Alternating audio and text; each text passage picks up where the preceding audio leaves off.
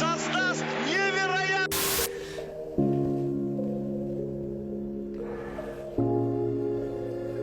I never saw the video. Sorry. Parfois, tout va bien dans ta vie. Et en un instant, tout va mal. Mais c'est possible que tout redevienne bien. Et mieux encore. Regarde ça.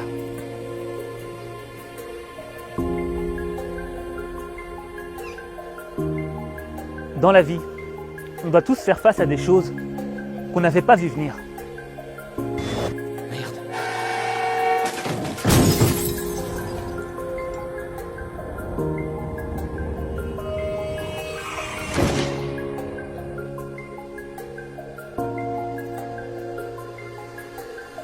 Je te parle du genre de choses qui arrivent le jour où il faut pas.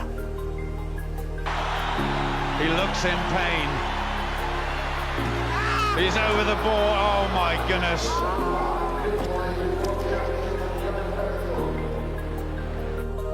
Et c'est difficile de rester motivé quand tu es victime d'une chose que tu n'as pas choisie. Alors que tu as fait tous les sacrifices.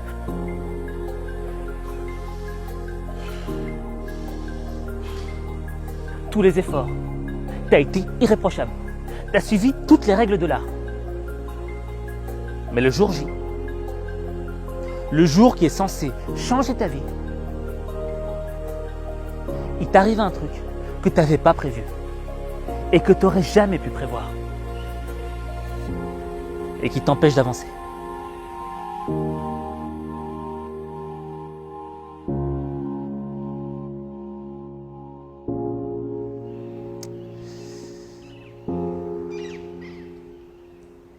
C'est ce qui est arrivé à Cristiano Ronaldo. Cristiano, c'est un champion sur pattes, une machine de guerre.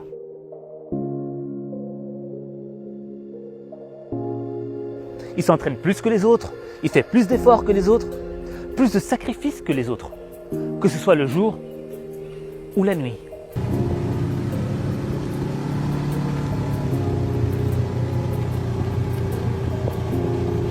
Pour lui, chaque instant est une opportunité pour devenir meilleur. Parce qu'il a envie de gagner. C'est le prototype du vainqueur. Quand on avait entraînement à 10h, il était déjà à 8h30, il était déjà dans le gymnase, en train de faire des abdos, en train de faire des jambes. Bon, après, quand tu vas manger chez Cristiano, c'est pas la grande fête, hein, parce que tu manges, juste après, il te dit viens, on va faire de la natation, après, il te dit viens, on va dans le jardin, on va faire quelques jambes. Donc c'est une machine, c'est un winner quand même. Mais il y a un jour, le jour où va lui arriver un truc qu'il fallait pas.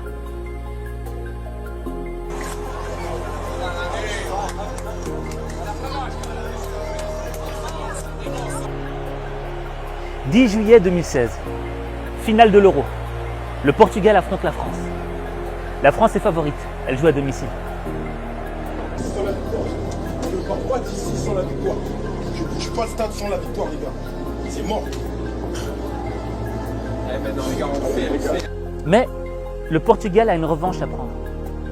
Parce qu'en 2004, ils ont perdu la finale face à la Grèce. Компьютере остается до конца уже добавленного времени. Фантастика! Греция чемпион одним ударом. Сборная Греции создаст невероятный... Donc, Cristiano a l'occasion de faire oublier cette terrible défaite.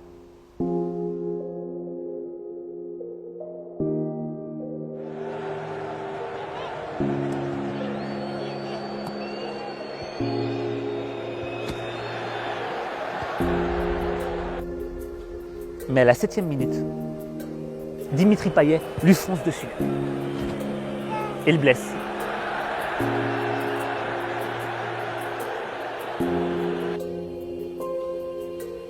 Malgré le choc, Cristiano se relève. Il tente le coup.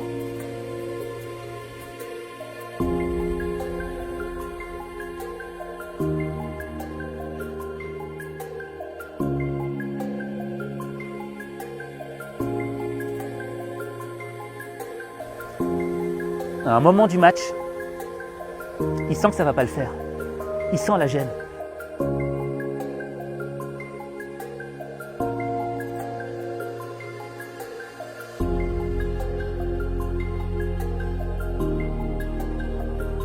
Alors on lui met un bandage. Tu vois, malgré le fait qu'il ressente une blessure, il veut quand même continuer. Il veut quand même essayer. Mais à la 23e minute,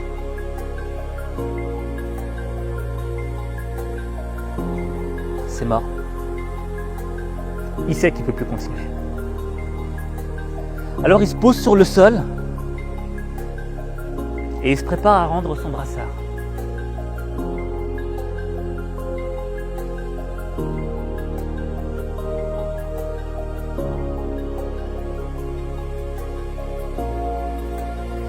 Et au moment où il s'apprête à donner son brassard,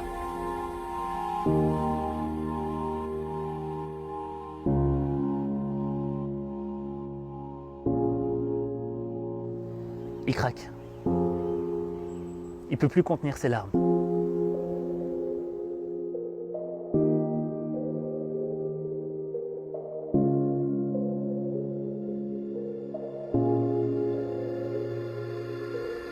Si toi tu viens avec un regard rationnel, tu aurais envie de lui dire « Mais Cristiano, pourquoi tu pleures? T'es multimillionnaire, t'as gagné X ballons d'or, t'as gagné tant de titres de champion. T'as pas besoin de te plaindre. » Mais ça c'est le regard en surface. Si tu regardes les choses en profondeur, tu comprendras que tous ces sacrifices, tous ces efforts ne servent pas juste à être le meilleur. Il y a une raison bien plus profonde que ça, bien plus complexe. Donc, on rentre à la maison à midi et il restait avec moi jusqu'à 18h. Et vers 16h là, c'est sa maman qui le rappelait. Mais il faut que tu viennes manger, mais rentre. Mais rentre, il faut que tu viennes parce qu'il faut que tu viennes chercher, je sais pas où ton père il est. Et je le ramène, je le dépose, il me dit Rick, attends. Il va dans la maison et sa mère lui dit mais ton père il est sorti, il sait pas où il est parti. Bon, lui et moi on sort, on commence à marcher, on cherche dans le quartier où son père était et tout. Après on trouve son papa assis quelque part et tout. Et lui, il commence à parler avec son papa. Vous savez, quand les Portugais ils parlent, ils discutent, tu crois qu'ils vont se battre. Ouais. Parce qu'ils parlent vite et puis avec les mains, tout ça. Et son papa parlait, lui aussi il parlait, son papa parlait, lui parlait. Et il prend son papa, il dit à son père de monter dans la voiture. On monte dans la voiture, il me dit Eric, allons, on va jusqu'à la maison. Il fait sortir son papa de la voiture. Et le lendemain, il me dit, Eric, tu sais, il faut que je réussisse pour mon père. Il faut que je réussisse pour mon père. Bon, après quelques temps, son papa était décédé. Il avait perdu son papa et ça l'a vraiment transformé. C'est quelqu'un de très, très touchant. Il devait réussir pour son père. Son père avait un problème d'addiction à l'alcool. Ce qui lui a provoqué une tumeur au foie. Et il en est mort à l'âge de 52 ans, en 2005.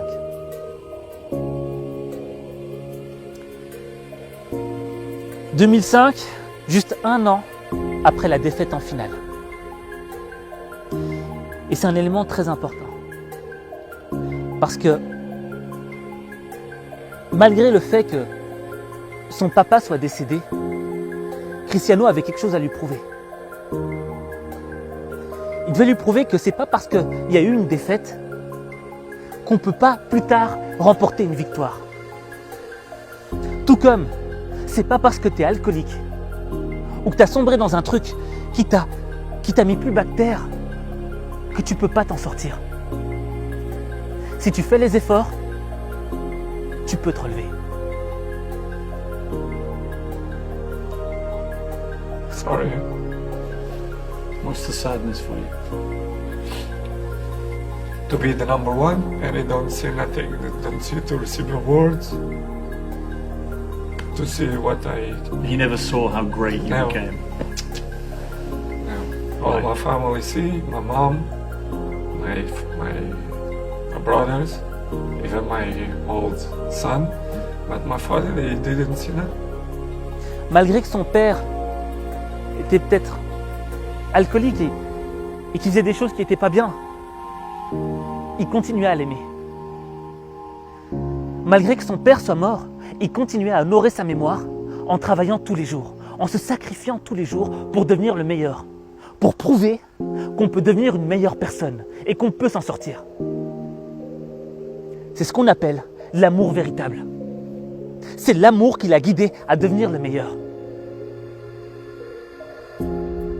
Et cette finale, c'était l'occasion de reprendre une revanche sur la vie. Mais là, tout semblait terminé pour Cristiano.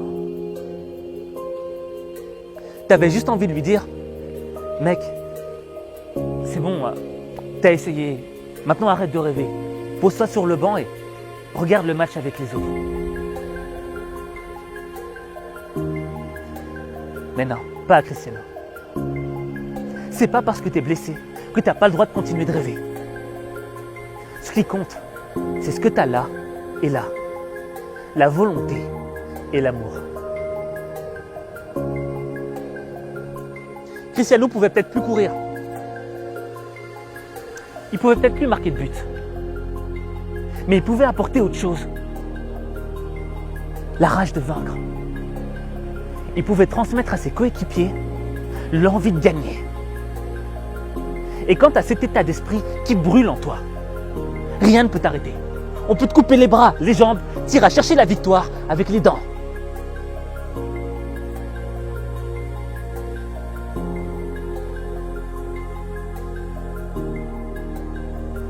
Ce qui compte, c'est la raison profonde pour laquelle tu fais les choses.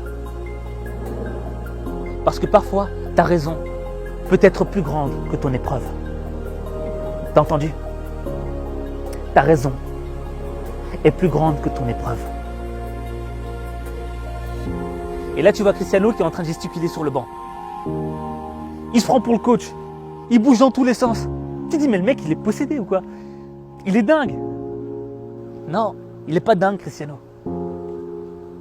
Il est en train de transmettre son énergie positive. Il est en train de sortir tout ce qui lui reste à l'intérieur au service du collectif. Et là, tu t'arrêtes. Tu te poses. Et tu dégustes.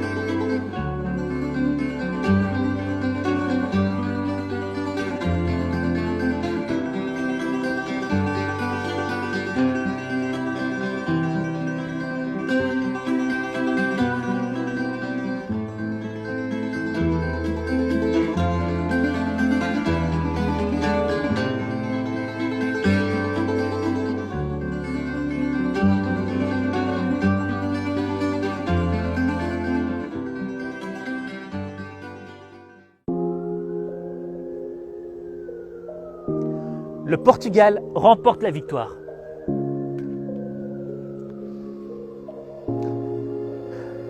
Pour la petite histoire, Eder, le buteur, dira que s'il a marqué, c'est en partie grâce à Cristiano. Parce qu'il l'a motivé à gagner cette partie.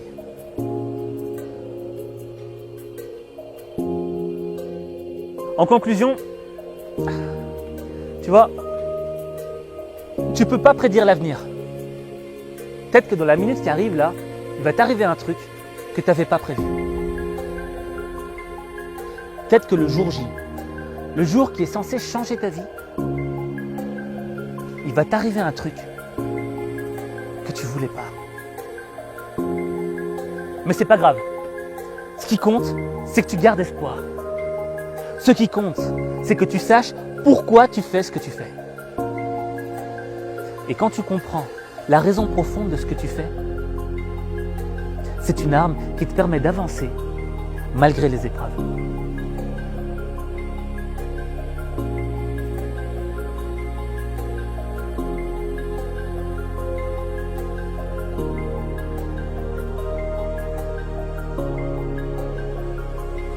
Mais trouver sa raison profonde, trouver son pourquoi, ça demande du travail. C'est une question banale, mais pourquoi je fais ce que je fais? Pour quelle raison? Mais la réponse est tellement complexe, parce qu'il faut chercher au fond de toi. Moi, ça m'a pris du temps de trouver mon pourquoi, de trouver ma raison. Mais je t'assure qu'une fois que tu le trouves, rien ne peut t'arrêter. J'expliquerai à mes conférences la méthode que j'ai appliquée pour trouver mon pourquoi, pour trouver ma raison profonde. Et peut-être que ça va te permettre de la trouver, ou peut-être pas. Tout ce que je peux te garantir, c'est que le jour où tu trouveras ta raison profonde, rien ne pourra t'arrêter. Et il est temps que tu la cherches. Parce qu'il y a une seule chose dont on est sûr dans la vie, c'est qu'un jour, on va mourir. Et quand tu sais que peut-être demain, tu pourrais partir, il est temps qu'aujourd'hui, tu prennes toutes les dispositions pour savoir pourquoi tu as envie d'accomplir tel rêve. Ce rêve qui est dans ta tête, dans ton cœur, il n'est pas arrivé par hasard. Il y a une raison. Et le jour où tu sais quelle est cette raison, rien ne t'arrête. On pourra te critiquer, j'avance. On pourra te dire t'es nul, j'avance. On pourra te dire laisse tomber, je continue d'avancer. Faut croire en toi, mec. Faut croire en toi. Alors défie tes rêves. Défie tes rêves. Parce qu'il n'y a que toi qui peux le faire. Il n'y a que toi.